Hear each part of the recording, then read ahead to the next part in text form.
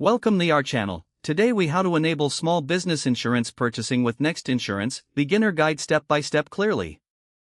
Visit the Next Insurance website. On the home page, locate the Get a Quote button. Click on the Get a Quote button to start the process. You will be prompted to select your business type from a drop-down menu. Choose the category that best represents your business.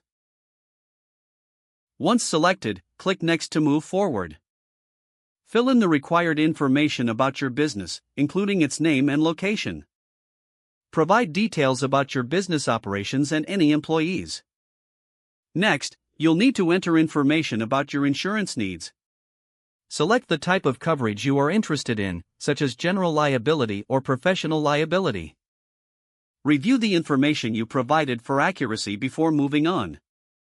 Click on the Get Quote button to receive your quote.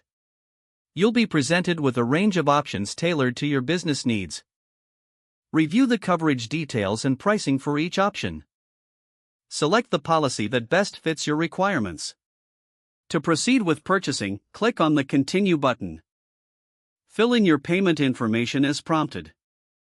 Review all policy details one last time to ensure everything is correct. Once satisfied, click on the Purchase button to finalize your insurance. You will receive a confirmation email with your policy documentation shortly after. Congratulations, you have successfully enabled small business insurance purchasing with Next Insurance. If the page does not load, refresh the browser or try again in a private or incognito window. Make sure you are using the correct email address, then retype it carefully to avoid small typos. If your password is not accepted, use the reset option and create a new strong password you can remember. Check your spam folder for verification or security emails, then complete any requested. Enable two-factor authentication if available to improve account security and reduce unauthorized access risk. After signing in, review your profile details so your contact information and settings are accurate and current.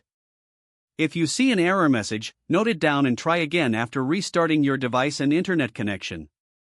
Don't forget to like this video and subscribe to our channel for more step-by-step tech guides.